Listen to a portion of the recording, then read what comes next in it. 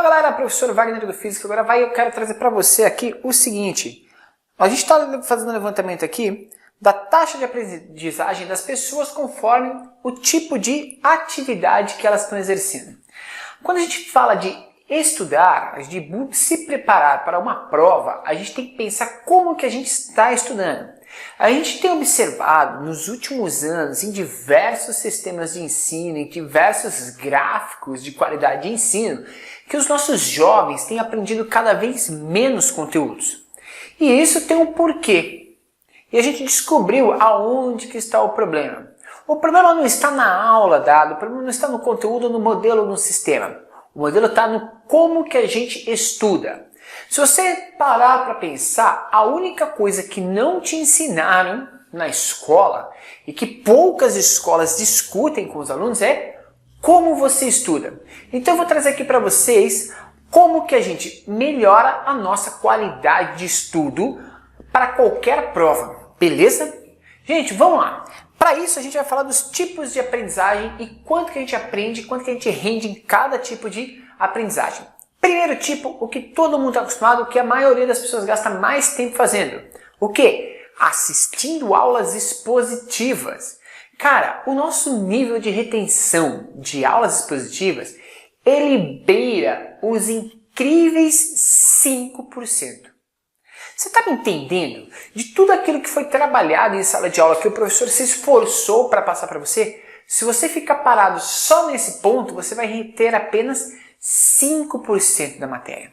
Aí você vai falar assim para mim, então professor, já sei, vou continuar zoando, vou continuar bagunçando, vou continuar fazendo aquela zona em sala de aula, porque eu não preciso dessa aula expositiva. 5%? Você tá louco, né? Estou perdendo meu tempo. Muito pelo contrário. As aulas expositivas elas são extremamente importantes, porque é na aula expositiva que é apresentado para você o conteúdo, certo? É a primeira vez ou o primeiro contato talvez que você tenha com aquele conteúdo. E se você for um aluno espertinho, você vai ler essa aula antes que o professor traga a aula expositiva e vai argumentar alguns pontos de dúvida em relação a essa aula. Com isso, você aumenta o seu grau de retenção. Agora, se você for mero espectador, contente-se com os seus apenas 5%. O próximo tópico, gente, é a leitura. Lembra que eu falei para você? Se você ler a aula um pouco antes, isso é melhor para você. Se você fizer a leitura da aula ou ler aquele assunto que o professor falou que vai trabalhar com você, e todos nós sabemos qual que é o assunto, o próximo assunto a ser trabalhado, normalmente os professores passam isso, e existe um plano de ensino que a gente tem acesso, cara, dentro disso a gente consegue aumentar para 10% o nosso nível de aprendizagem.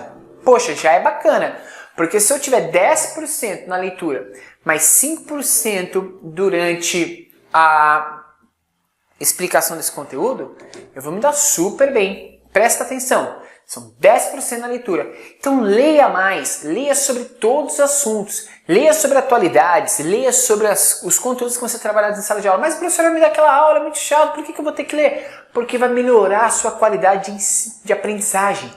Pensa nisso, 10%. Se você acrescentar os 5% da hora que você estiver ouvindo e debatendo com o professor, você vai já ter aí praticamente 15% de nível de retenção de aprendizagem, beleza? Gente, terceiro modelo que a gente mais consegue aprender, o audiovisual. Através de videoaulas ou de filmes ou de interações, sei lá, a gente tem dentro do audiovisual, ou seja, quando a gente ouve e vê através de uma tela, focado, sem ser só aquela aula expositiva, mas a gente consegue enxergar, interagir com o meio, por exemplo, através de filmes, documentários, a gente consegue ter uma retenção de 20% do conteúdo. Pô, já está aumentando, está ficando mais legal. Então, peraí, se eu ler uma aula, se eu assistir e se eu fizer a participação audiovisual desse conteúdo, eu vou estar aumentando o meu nível de aprendizagem. Exatamente. A ideia é que você consiga integrar todos esses pontos. Beleza? Gente, o próximo é através de aulas demonstrativas. As chamadas aulas de laboratório. Muitos alunos falam assim, aula de laboratório eu não gosto, aquela aula de laboratório eu já perco tempo. Cara, quando a gente vê acontecendo, quando a gente vê a situação acontecendo na prática, a gente aprende muito mais. Sério, a gente tem um grau de aprendizagem de 30%. Pensa, é 6 vezes mais eficiente do que uma aula expositiva apenas. Quando você é mero espectador, quando você põe a mão na massa e vê a experiência acontecendo e visualiza aquilo na sua frente, você tem exatamente 6 vezes mais possibilidades de retenção desse conteúdo, beleza? Mas tem mais!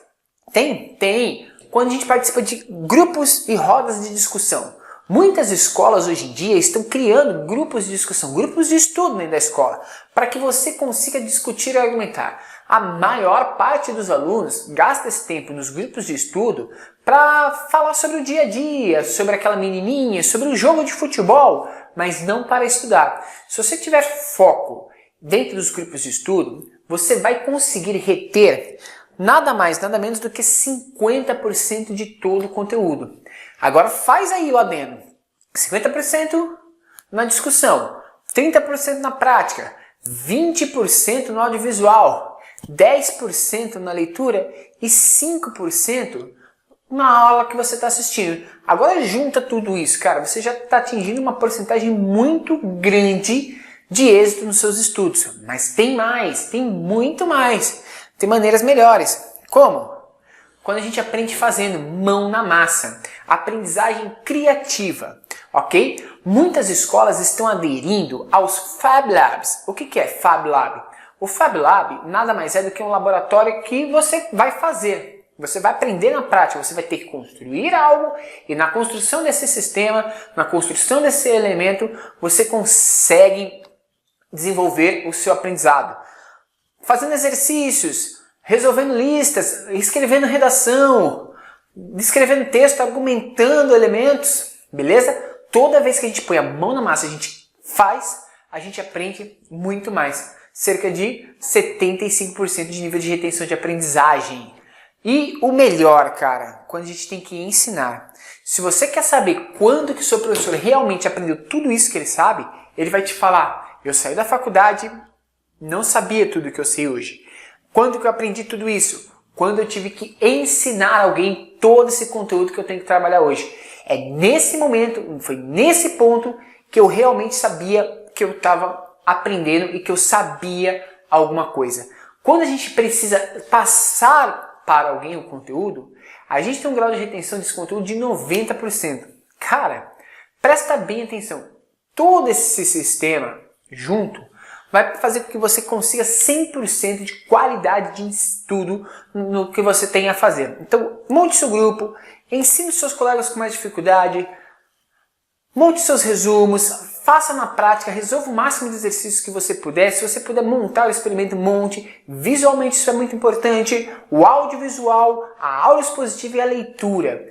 Junte tudo isso que você vai ter êxito nos seus estudos. Professor, não vai dar para fazer isso o tempo todo? Não dá, é verdade. Mas com certeza você vai conseguir pontuar em alguns elementos, em alguns tópicos, algum desses elementos ou algum desses níveis de aprendizagem, beleza? E sempre que você puder, explique para alguém tudo que você aprendeu. Pelo menos, nesse explicar para alguém, você sabe que são 90% de grau de retenção. Beleza? Gente, esse foi o vídeo de hoje, tentando ajudar você a visualizar melhor quais são os modelos que a gente tem para estudar e quais deles são muito mais eficientes no nosso estudo. Agora cabe a você escolher qual é o seu nível de aprendizagem. Um grande abraço, galera, espero que você tenha curtido, dá um like, compartilha com seus amigos. Até a próxima, valeu, tchau!